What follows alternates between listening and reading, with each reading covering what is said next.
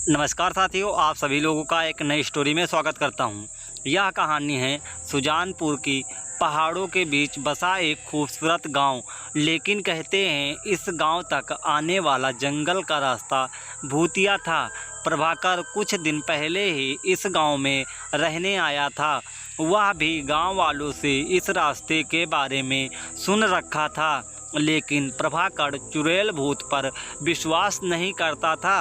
एक दिन वह रात को उसी रास्ते से अपने बाइक से शहर से लौट रहा था और उसकी बीबी सुगंधा भी उसके साथ थी। अचानक से एक काली बिल्ली उनका रास्ता काट देती है। प्रभाकर जोर से ब्रेक लगाता है, तभी वह काली बिल्ली उसके बाइक के पास आकर गुर्राने लगी। दोनों बिल्ली को भगाने का प्रयास करते हैं, लेकिन उस बिल्ली का गर्जना बंद नहीं होता है। गुर्जाते गुर्जाते वह सुगंधा के ऊपर चढ़ जाती है और उसे हटाने का प्रयास करती है, लेकिन बिल्ली उसे जोर से दबोचा मारती है। तब प्रभाकर बिल्ली के पीछे से पकड़ता है और सुगंधा को उसकी पकड़ से छुड़ाता है। फिर प्रभाकर एक पत्थर उठाकर उसे मारता है। बिल्ली जोर से गुर्राते हुए सामने के पेड़ पर चढ़ जाती है और अचानक वहां से गायब हो जाती है। उसे अचानक गायब होते देख दोनों डर जाते हैं। प्रभाकर, ये बिल्ली कहाँ गायब हो गई है? ये रास्ता सच में भूतिया है तो बिल्ली ज़रूर कोई भूत थी। प्रभाकर, तुम भी ना, जंगल का रास्ता है, यहाँ जंगली बिल्ली और जानवर तो होते ही हैं। सुगंधा, होते होंगे, लेकिन वो किसी पर इस तरह हमला नहीं करते होंगे। चलो चलो अब जल्दी निकलो यहाँ से, कहीं फिर से कोई जानवर ना आ जाए। प्रभाकर ने बाइक स्टार्ट किया और लेकिन जैसे ही बाइक की हेडलाइट जली, उसे सड़क पर कई सारे गहने गिरे हुए दिखाई दिए और उसमें सोने के सिक्के भी थे। वह कुछ सोच पाता तभी उसे किसी औरत के रोने की आवाज़ आने लगी। सुगंधा, अब किसका इंतज़ार कर रहे हो? हम किसी मुसीबत में ना फंस जाएं। वे दोनों घर लौट आए, लेकिन प्रभाकर के आंखों के सामने वो सोने के सिक्के और गहने अभी भी घूम रहे थे। वैसे तो प्रभाकर को किसी बात की कमी नहीं थी, लेकिन वह बहुत लालची था। वो उन गहनों को किसी तरह हासिल करना चाहता था। अगले दिन प्रभाकर अगले ही बीज लेने के लिए शहर जा रहा था और सुगंधा की बातों को अनसुना करके बाइक स्टार्ट करके घर से निकल गया। थोड़ी देर बाद वह उसी भूतिया रास्ते पर पहुंच गया। दिन के समय भी वह रास्ता बिल्कुल सुनसान था। प्रभाकर अपनी बाइक से चल रहा था, तभी उसे रास्ते के किनारे पर एक सुंदर सी दुल्हन दिखाई दी जो रो रही थी। उसे समझ नहीं आ रहा था कि इस सुनसान रास्ते पर यह दुल्हन कहाँ से आई। वह उससे कुछ पूछता, तभी वह उसके पास आ गई और रोते हुए बोली, दुल्हन भाई साहब, देखिए ना, मैं रास्ता भूल गई हूँ, मुझे शहर जाना है, क्या आप मुझे शहर तक छोड़ दोगे? प्रभाकर, लेकिन तुम यहाँ आई कैसे हो? लोग कहते हैं कि ये रास्ता भूतिया है। तुम दुल्हन के कपड़ों में और लोग कहाँ हैं? दुल्हन, क्या बोलूँ भाई साहब, मैं अपने पति के साथ कार से इस रास्ते से गुजर रही थी। अचानक एक काली बिल्ली ने हमारा रास्ता काट दिया और हम लोग रुक गए। मेरे पति ने कार रोकी, तभी उन्हें झाड़ियों के पीछे से किसी औरत के रोने की आवाज़ आई। वह वहां गए, तभी उनकी चीखने की आवाज़ आई। मैं दौड़ कर गई तो देखा वो वहां मरे पड़े हैं। प्रभाकर, तुम्हारा पति मर गया? दुल्हन, हाँ, वो मर गए, उनकी लाश झाड़ियों के पीछे पड़ी है। आप प्लीज़ मेरी मदद कीजिए और मुझे शहर तक छोड़ दीजिए। बदले में मैं आपको ये सारे सोने के गहने दे दूंगी और मेरे पास कुछ सोने के सिक्के भी हैं। सोने की बात सुनकर प्रभाकर के कान खड़े हो गए। तो वे इसी की तलाश में आए ही थे। उसने उन सिक्कों को अपने हाथों में ले लिया, लेकिन जैसे ही उसने अपने हाथों में लिया, वह लड़की अब दुल्हन से चुड़ैल में बदल गई और ज़ोर ज़ोर से हंसने लगी और प्रभाकर धुएं में बदलने लगा। कुछ ही देर में प्रभाकर पूरी तरह धुएं में बदल गया। उस चुड़ैल ने उस धुएं को एक बोतल में कैद कर लिया और ऊपर से ढक्कन लगाकर पहाड़ी के पीछे अपने घर के तहखाने में ले गई। वहाँ पर पहले से ही धुएं से भरी कई सारे बोतलें थी। चुड़ैल, आज मेरी 11 लोगों की गिनती पूरी हो गई है।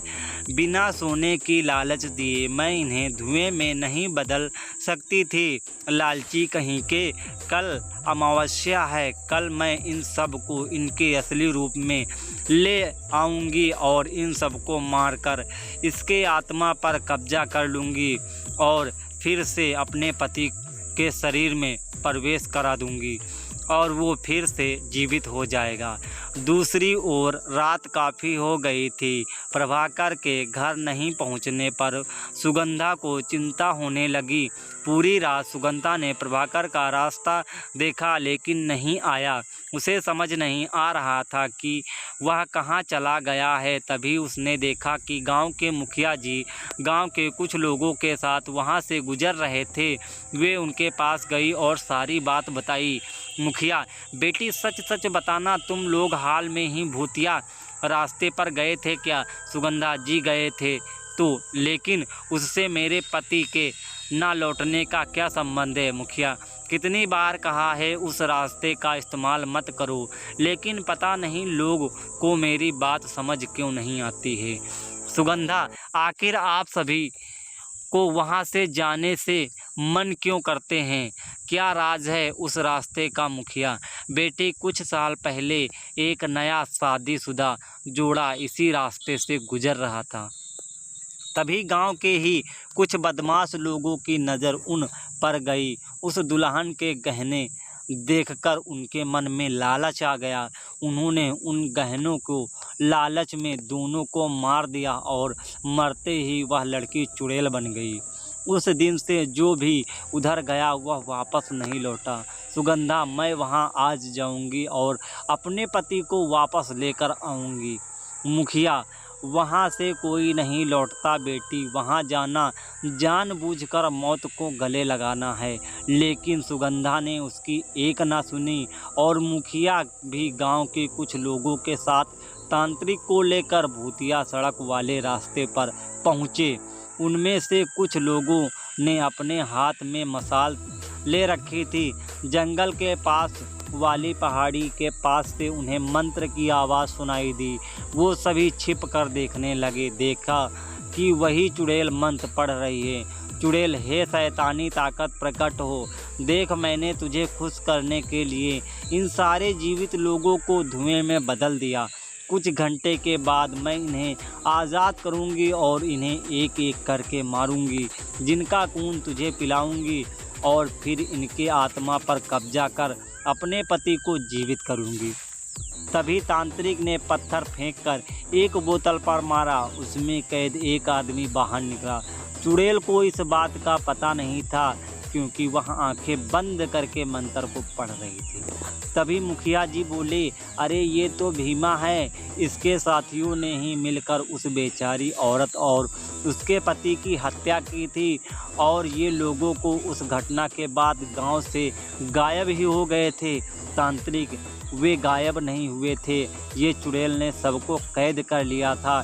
इन्हीं की आत्मा से वो अपने पति को जिंदा करना चाहती थी।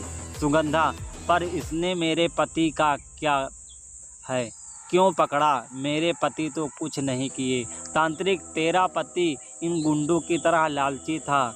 वो भी इनके गहनों के चक्कर में आ गया था। इसे अपनी सिद्धि को पाने के लिए 11 लालची लोग चाहिए थे। 10 तो ये थे ही, लेकिन 11 की गिनती पूरी नहीं हो रही थी। लेकिन उस दिन जब तुम और तुम्हारा पति इस रास्ते से गुजर रहे थे, तभी इसने जान लिया कि तेरे पति का लालच में फंसाया जा सकता है। वो बातें ही कर रहे थे कि चुड़ैल अपनी आंखें खोली और अपने सामने फूटी बोतल देखकर गुस्से में भर गई। इतने में तांत्रिक ने कुछ मंत्र पढ़कर मसाल को उसके ऊपर फेंका, वो जलने लगी। इसी बीच तांत्रिक ने सारी बोतलों को पत्थर मारकर फोड़ दिया और उसमें से कैद सभी लोग बाहर निकल आए। प्रभाकर भी उसमें से एक था।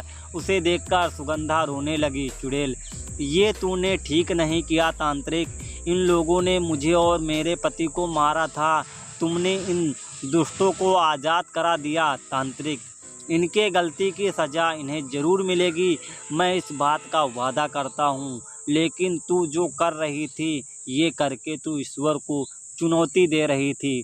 एक बार जो मर गया उसे जीवित नहीं किया जा सकता है। चुड़ैल जल कर राख हो गई। इसके बाद गांव वालों ने उन बदमाशों को पुलिस के हवाले कर दिया। प्रभाकर के साथ साथ पूरे गांव वालों ने लालच न करने की कसम खाई। उस दिन के बाद से वो रास्ता भूतिया नहीं रहा। चुड़ैल की आत्मा मुक्त हो गई।